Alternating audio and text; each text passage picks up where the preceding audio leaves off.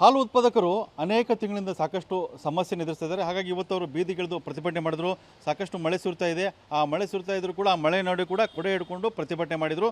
ನಮ್ಮ ಜೊತೆ ಮಾತಾಡಲಿಕ್ಕೆ ಶಿಮೂಲ್ ಅಧ್ಯಕ್ಷ ಇದ್ದಾರೆ. ನಮ್ಮ ಜೊತೆ ಮಾತಾಡಲಿಕ್ಕೆ ಶಿಮೂಲ್ ಅಧ್ಯಕ್ಷ ಜೊತೆ ಮಾತಾಡ್ಸೋಣ. ವಿದ್ಯಾಧರರೇ, ತಾವು ಶಿಮೂಲ್ ಅಧ್ಯಕ್ಷರಾಗಿದ್ದೀರಾ, ಇವತ್ತು ಪ್ರತಿಭಟನೆಯಲ್ಲಿ ಕೂಡ ಭಾಗಿಯಾಗಿದ್ರಿ. ಏನೇ ಸಮಸ್ಯೆಗಳು ಅಂದರೆ ಹಾಲು ಉತ್ಪಾದಕರು ಏನು ಸಮಸ್ಯೆ ಕಾಡ್ತಾ ಇದೆ, ಅವರು ಇವತ್ತು ಬೀದಿಗಿಳಿದು ಹೋರಾಟ ಮಾಡಿದರು. ಇವತ್ತು ಹಾಲು ರೈತರ ಹಿತರಕ್ಷಣಾ ವೇದಿಕೆಯಿಂದ ನಮ್ಮ ಶಿವಮೊಗ್ಗ ಜಿಲ್ಲೆಯಲ್ಲಿ ಪ್ರತಿಭಟನೆಯನ್ನು ಏರ್ಪಡಿಸಿದ್ರು. ಅದಕ್ಕೆ ಮನವಿಯನ್ನು ಸ್ವೀಕರಿಸೋದಕ್ಕೆ ನಾನು ಬಂದಿದ್ದೆ.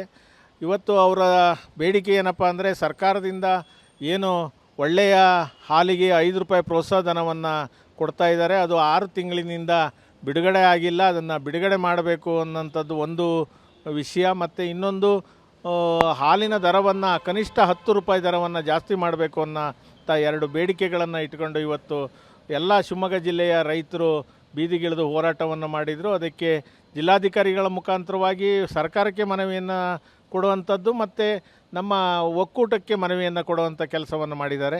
ಅದಕ್ಕೆ ಬಂದು ನಾನು ಮನವಿಯನ್ನು ಸ್ವೀಕರಿಸಿ ರೈತರಿಗೆ ದರವನ್ನು ಜಾಸ್ತಿ ಕೊಡೋದ್ರ ಬಗ್ಗೆ ಇರ್ಬೋದು, ಪ್ರೋತ್ಸಾಹಧನವನ್ನು ಬಿಡುಗಡೆ ಮಾಡೋದ್ರ ಬಗ್ಗೆ ಇವತ್ತು ನಾನು ಮಾತಾಡಿ ಅವರಿಗೆ ಸರ್ಕಾರದಲ್ಲಿ ಮಾತಾಡ್ತೇನೆ ಅನ್ನೋಂಥ ವಿಷಯವನ್ನು ಹೇಳಿದ್ದೇನೆ.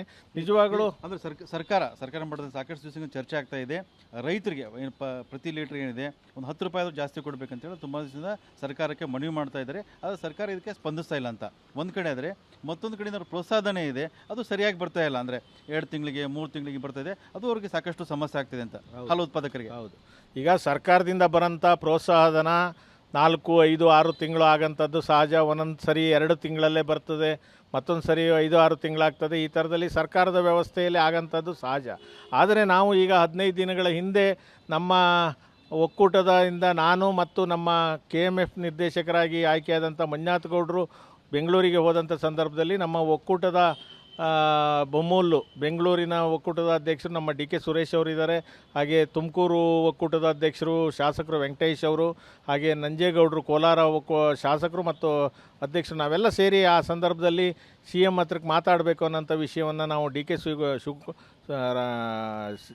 ಸುರೇಶ್ ಅವ್ರ ಹತ್ರ ಮಾತಾಡಿದಾಗ, ಆಯಿತು ಮಾತಾಡೋಣ, ವಿಷಯವನ್ನು ನಾನು ಗಮನಕ್ಕೆ ತರ್ತೇನೆ ಮುಖ್ಯಮಂತ್ರಿಗಳ ಗಮನಕ್ಕೆ ಅಂದಮೇಲೆ ಈಗ ನಿನ್ನೆ ಮೊನ್ನೆ 3 ತಿಂಗಳಿನ ಪ್ರೋತ್ಸಾಹಧನವನ್ನು ಸರ್ಕಾರದಿಂದ ಎಲ್ಲ ರೈತರಿಗೆ ಹಾಕೋಂಥ ಕೆಲಸ ಮಾಡಿದ್ದಾರೆ. ಇನ್ನು 3 ತಿಂಗಳಿಂದ 38 ಕೋಟಿಯಷ್ಟು ಹಣ ಬಿಡುಗಡೆ ಆಗಲಿಕ್ಕಿದೆ. ಅದನ್ನು ಬಿಡುಗಡೆ ಮಾಡಲಿಕ್ಕೆ ನಾವು ಎಲ್ಲ ರಾಜ್ಯದ ಅಷ್ಟು ಒಕ್ಕೂಟದ ಅಧ್ಯಕ್ಷರು ಒಂದು ನಿಯೋಗವನ್ನು DK ಸುರೇಶ್ ಅವರ ನೇತೃತ್ವದಲ್ಲಿ ಮತ್ತು ನಮ್ಮ ಶಿವಮೊಗ್ಗ DC ಬ್ಯಾಂಕಿನ ನಿರ್ದೇಶಕರು ಹಾಗೂ ಇಲ್ಲಿಂದ ಕಾಹಮಕ್ಕೆ ಕರ್ನಾಟಕ ಹಾಲು ಮಂಡಲಕ್ಕೆ ಹೋದಂಥ ಮಂಜುನಾಥ್ ಗೌಡರ ನೇತೃತ್ವದಲ್ಲಿ ಶೀಘ್ರದಲ್ಲೇ ಹೋಗಿ ಆ ಪ್ರೋತ್ಸಾಹಧನವನ್ನು ಬಿಡುಗಡೆ ಮಾಡಿಕೊಡ್ಬೇಕು ಅನ್ನೋಂಥ ಮಾತನ್ನು ಕೇಳ್ತೇವೆ. ನಿಮ್ಮ ಈ ಹಾಲು ಒಕ್ಕೂಟದಲ್ಲಿ ಪ್ರಮುಖವಾಗಿ ಚರ್ಚೆ ಆಗಿದೆ, ಈ ಹಾಲಿನ ದರ ಕೂಡ ಏರಿಕೆ ಆಗಬೇಕಂತೇಳಿ. ಒಂದು ಕಡೆಯಿಂದ ಈಗ ನೀವು ಗ್ರಾಹಕರಿಗೆ, ಹಾಲು ಉತ್ಪಾದಕರಿಗೆ 10 ರೂಪಾಯಿ ಪ್ರೋತ್ಸಾಹಧನ ಕೊಡಬೇಕು, ಖರೀದಿ ಜಾಸ್ತಿ ಮಾಡಬೇಕಂತಂದರೆ ನೀವು ಇಲ್ಲಿ ಆಟೋಮೆಟಿಕ್ಕಾಗಿ ನಂದಿನಿ ಹಾಲು ಬೆಲೆಯನ್ನು ಏರಿಕೆ ಮಾಡಬೇಕು. ಅದು ಚರ್ಚೆ ಆಗ್ತದೆ ನಂದಿನಿ ಹಾಲು ಬೆಲೆ ಏರಿಕೆ ಬಗ್ಗೆ. ಈಗ ನಂದಿನಿ ಹಾಲಿನ ಏರಿಕೆ ಬಗ್ಗೆ ಈಗ 2 ತಿಂಗಳ ಹಿಂದೆ ಸರ್ಕಾರದ ಹಂತದಲ್ಲಿ ಬಂದು ಸಿದ್ದರಾಮಯ್ಯನವರು ಮುಖ್ಯಮಂತ್ರಿ ಆದ ಸಮಯದಲ್ಲಿ ಹಾಲಿನ ದರವನ್ನು ಜಾಸ್ತಿ ಮಾಡಬೇಕು ಅನ್ನೋಂಥದ್ದು KMFಯಿಂದ ಒಂದು ಕೋರಿಕೆಯನ್ನು ಕೊಟ್ಟಿದ್ದರು. ಆದರೆ ಆ ನಂತರದ ಬದಲಾವಣೆಗಳಲ್ಲಿ ಸಿದ್ದರಾಮಯ್ಯನವರು ಒಂದು 15 ದಿನಕ್ಕೆ ಮುಖ್ಯಮಂತ್ರಿ ಸ್ಥಾನಕ್ಕೆ ರಾಜೀನಾಮೆ ಕೊಟ್ಟರು. ನಂತರ DK ಶಿವಕುಮಾರ್ ಅವರು ಮುಖ್ಯಮಂತ್ರಿಗಳಾಗಿರೋದ್ರಿಂದ ಈಗ ಮತ್ತೊಮ್ಮೆ ನಾವು KMFನ ಮುಖಾಂತರವಾಗಿ ನಮ್ಮ ಎಲ್ಲ ಒಕ್ಕೂಟದ ಅಧ್ಯಕ್ಷರು ಹೋಗಿ ಈ ಬೇರೆ ಹಾಲಿಗೆ ಹೋಲಿಸಿದರೆ ನಮ್ಮ ಪ್ರೈವೇಟ್ ಹಾಲುಗಳೆಲ್ಲ 64 ರೂಪಾಯಿ 1 ಲೀಟ್ರ್ ಹಾಲಿಗೆ ಮಾರಾಟವನ್ನು ಮಾಡ್ತಾಯಿದ್ದಾರೆ. ನಾವು 54 ರೂಪಾಯಿಗೆ ಗ್ರಾಹಕರಿಗೆ ದರವನ್ನು ನಿಗದಿ ಮಾಡಿ ಮಾರಾಟ ಮಾಡ್ತಾಯಿದ್ದೇವೆ. 10 ರೂಪಾಯಿ ನಮಗೆ ಪ್ರೈವೇಟ್ನವರಿಗೆ ಡಿಫ್ರೆನ್ಸ್ ಇರೋದ್ರಿಂದ ನಾವು ಹಾಲಿನ ದರವನ್ನು ಕೊಡೋಕ್ಕಾಗ್ತಾ ಇಲ್ಲ.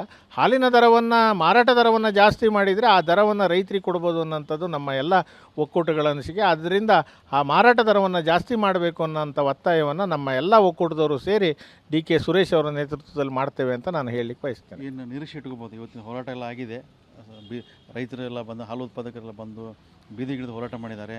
ಜೊತೆಗೆ ಮಳೆ ಸುರಿತಾ ಇತ್ತು, ಮಳೆ ನಡುವೆ ಕೂಡ ಹೋರಾಟ ಮಾಡಿದ್ದಾರೆ. ಏನು ನಿರೀಕ್ಷೆ ಇಟ್ಕೋಬೋದು ಹಾಲು ಉತ್ಪಾದಕರು?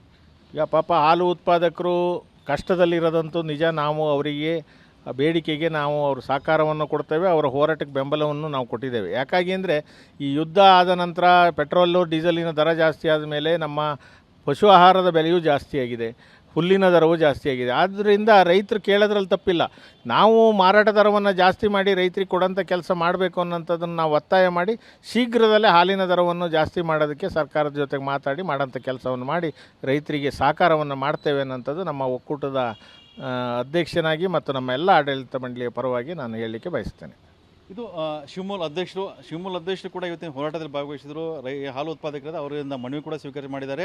ಎರಡು ಪ್ರಮುಖ ಬೇಡಿಕೆ ಇದೆ. ಎರಡು ಬೇಡಿಕೆಯನ್ನು ಈಡೇರಿಸಲಿಕ್ಕೆ ಸರ್ಕಾರ ಮಟ್ಟದಲ್ಲಿ ನಾವು ಚರ್ಚೆ ಮಾಡ್ತೀವಿ. ಅದರಲ್ಲಿ ಪ್ರಮುಖವಾಗಿ ಅಂದರೆ ಏನು ಹಾಲು ಉತ್ಪಾದಕರಿದ್ದಾರೆ ಅವ್ರಿಗೆ 10 ರೂಪಾಯಿ ಬೇಕಾಗಿದೆ, ಜಾಸ್ತಿ ಮಾಡಬೇಕಾಗಿದೆ, ಅದನ್ನೇ ಪ್ರಮುಖ ಬೇಡಿಕೆ ಇದೆ. ಈ ಬೇಡಿಕೆ ಈಡೇರಿಸಲಿಕ್ಕೆ ಶೀಘ್ರದಲ್ಲೇ ನಾವು ಮುಖ್ಯಮಂತ್ರಿನ ಭೇಟಿ ಆಗ್ತೀವಿ. ಆ ಮುಖ್ಯಮಂತ್ರಿನ ಕೂಡ ಮನವೊಲಿಸುವಂಥ ಪ್ರಯತ್ನ ಮಾಡ್ತೀವಿ ಅನ್ನೋ ವಿಶ್ವಾಸವನ್ನು ಕೂಡ ಶಿವಮೂಲ್ ಅಧ್ಯಕ್ಷರು ವ್ಯಕ್ತಪಡಿಸಿದ್ದಾರೆ. ಕ್ಯಾಮ್ರಾಮನ್ ರವಿಕುಮಾರ್ ಜೊತೆ ಬಸವಗಣ್ವಿ, TV9 ಶಿವಮೊಗ್ಗ.